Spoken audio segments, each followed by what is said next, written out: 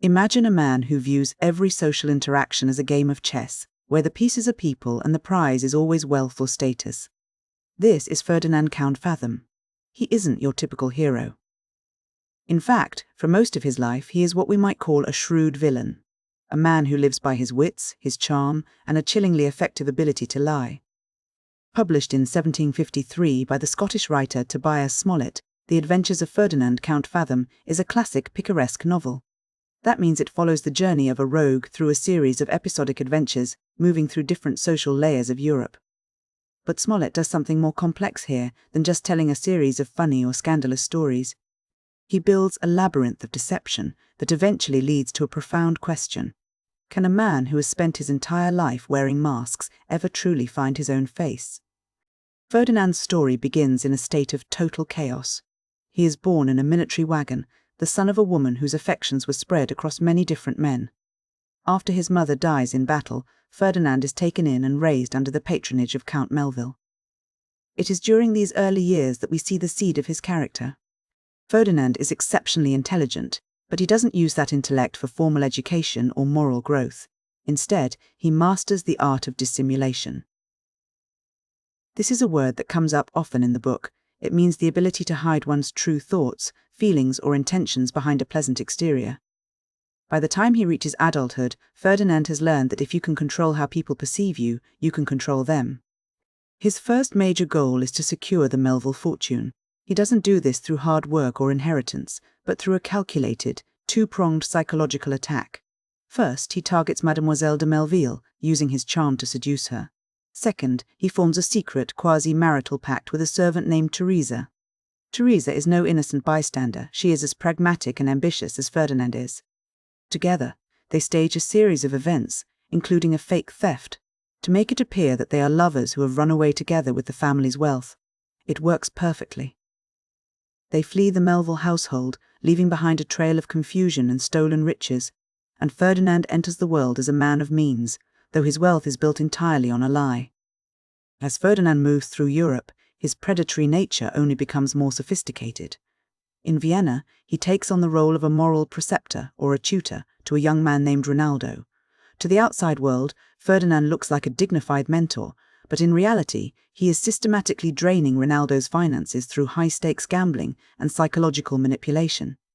Rinaldo serves as a vital foil to Ferdinand. Where Ferdinand is cynical and calculating, Rinaldo is virtuous and honourable. The tension between these two men highlights the predatory nature of the social climbing Ferdinand is engaged in. Ferdinand's exploits then take him to the household of a wealthy jeweller. This is one of the more high-stakes sequences in the book. He engages in a double seduction, playing the wife and the daughter, Wilhelmina, against one another. He uses their rivalry, their passions, and even their superstitions to extort jewels and gold. There is a famous scene where he has to hide in a chimney to avoid being caught, a moment that highlights the thin line. Ferdinand walks between his carefully constructed reality and the chaotic, often supernatural-seeming world his victims inhabit. He isn't just stealing money, he is stealing the very sense of reality from the people around him. He moves on to Paris, adopting the persona of an incognito gentleman to navigate the highest social circles, and he even manages to swindle an English knight, Sir Stenta style, in a gambling den. For a long time, it seemed like Ferdinand is untouchable. He has mastered the Venus side of his nature, the pursuit of romantic and sexual conquest, and uses it as a tool to fuel his Mars side, his drive for military and professional ambition and social dominance. But the thing about a life built on deception is that you eventually run into someone who plays the game better than you do. Ferdinand's luck finally turns in a gambling hall when he is outmaneuvered by a Tyrolese gambler. He is left not with the fortune he expected, but with a bag full of nothing but rusty nails. This moment of failure triggers a downward spiral. After a harrowing night in a forest, where he has to use a corpse as a decoy to fend off assassins, Ferdinand finds himself stripped of his pretenses. He travels to England, attempting to maintain a false identity, but the world is not as easily manipulated as he thought. He is misidentified as the son of a political pretender, and he becomes caught in a web of institutional corruption.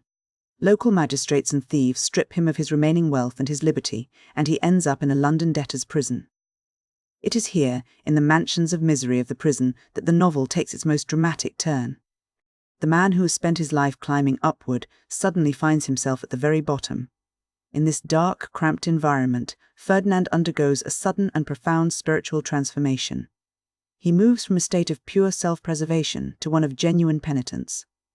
He emerges from prison not as a predator, but as a man seeking atonement. In a final, sweeping movement of the plot, Ferdinand seeks out the people he has most deeply harmed, Rinaldo and Serafina. He goes to them to beg for their forgiveness, expecting perhaps more rejection or contempt. Instead, they grant him their pardon and even offer him financial support. The story concludes with a sense of resolution that is almost surprising given how dark the journey has been. The various characters settle into stable, happy lives, and Ferdinand, once a shrewd villain, is finally a man of character. When we look back at the shape of this story, several themes emerge that make it much more than just a series of adventures. The most prominent is the theme of dissimulation. Smollett is making a pointed observation about 18th century society.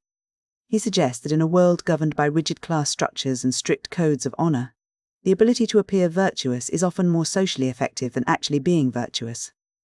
Ferdinand's success is a critique of a society that values the performance of manners over the reality of morality. This leads us to the tension between social mobility and the barriers of class. Ferdinand is a self-made man, but he is a man who has to use deceit to penetrate the aristocratic structures that refuse to let him in by birthright. He uses gallantry and wit as weapons to bypass the gates of the elite. The novel asks whether a man can truly rise through the social ranks if the only way to do so is to destroy the very values that those ranks are supposed to represent. There is also a sense of a labyrinthine structure to the plot. A novel is a complex web of subplots, the Melvilles, the jeweler, the English knight, the Tyrolese gambler, that all seem to be moving in different directions, yet they eventually converge. This convergence suggests a kind of providential or moral order. It's as if the universe itself is a mechanism designed to catch the rogue and force him back onto a straight path. However, the ending, Ferdinand's redemption, is where readers often find themselves most divided. There is a debate about whether Ferdinand's transformation is a genuine moral shift or simply his final, most successful act of social adaptation. Is he truly a changed man, or has he simply realized that being a penitent man is the most effective way to reintegrate into a stable society? If he has just learned a new way to wear a mask, then the redemption is just another layer of dissimulation. But if we take the transformation at face value, the novel becomes a study of the possibility of reformation. It moves from the chaos of his birth to the predator's peak, through the darkness of the prison, and finally into the light of stability. It suggests that even a man who has mastered the art of the lie can eventually find something worth being truthful about. In the end, The Adventures of Ferdinand Count Fathom is a book about the struggle for identity. Ferdinand spends his life trying to become whoever he needs to be to get what he wants. He is a son, a lover, a tutor, a gentleman, a prisoner, and finally, a penitent.